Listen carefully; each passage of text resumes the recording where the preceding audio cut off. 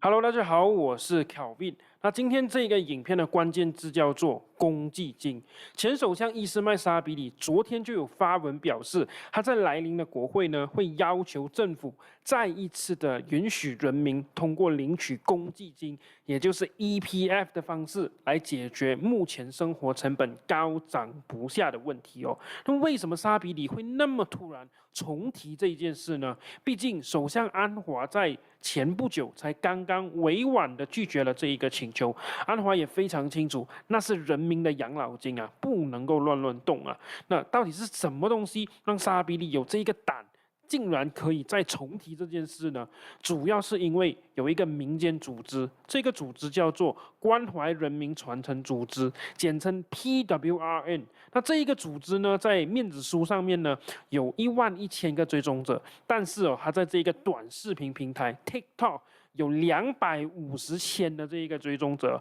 换言之呢，它其实代表了相当大一部分马来网民的这个民意哦。那这一个组织在前天就有去到沙比里的办公室，提交了一份备忘录给他。那这一份备忘录呢，当然是要求政府呢通过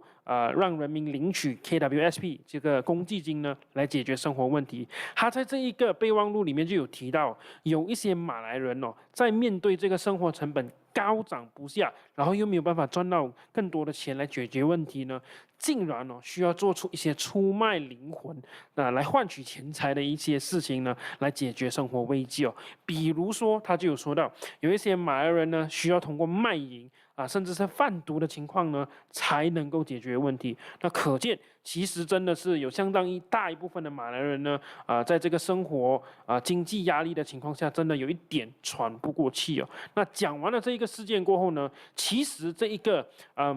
民间组织呢，它还有通过面子书，还有通过这个社交媒体呢，发布了一个网络请愿书，就是希望号召广大的马来人呢，来填写这一个请愿书呢，向政府表达他们想要领取公积金的这一个希望哦。那到目前为止呢，总共有42000多个马来网民呢，已经填写了这一个请愿书。那到最后呢，到底会有多少人填写？其实暂时我们还不知道。但是虽然42000个人呢看起来不多，可是它还是的确反映了，现在这一个情况下呢，有很多马来人呢，真的是面对生活压力，已经是没有办法继续持续下去了，才会让他们走到这一步。那接下来政府的态度，或者是说政府应该要怎么解决这一个问题呢？因为沙比里其实是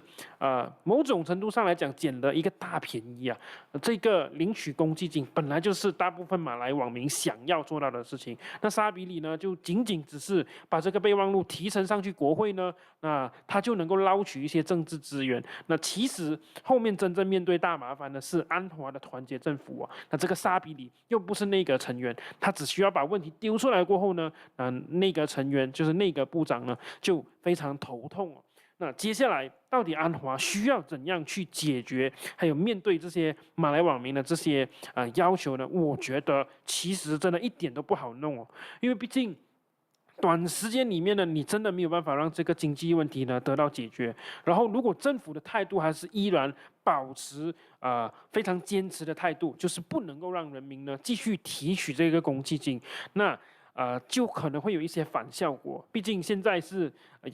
开始有这个民间组织凝聚起来的一个政治力量呢，通过这个沙比里呢，表达他们的这个想法给到政府。那你作为执政党，作为这个执政联盟呢，你就不能够去忽视或者是无视他们的声音。所以在这个情况下来讲，安华政府呢将会在未来的1、2个月里面面对更大的挑战，尤其当这个6州州选又快要来到的时候呢，那你到底是为了这个周选的这个成绩呢，妥协这个政治底线，让马来人呢去领取这一个公积金，还是你坚守你的这一个底线？但是很有可能就是需要面对选票流失，或者是选票更加集中国盟的情况，这个是需要一些政治智慧才能够做出的判断。那以上呢就是我们今天的这一个分析，希望你喜欢，我们下一期影片见，拜拜。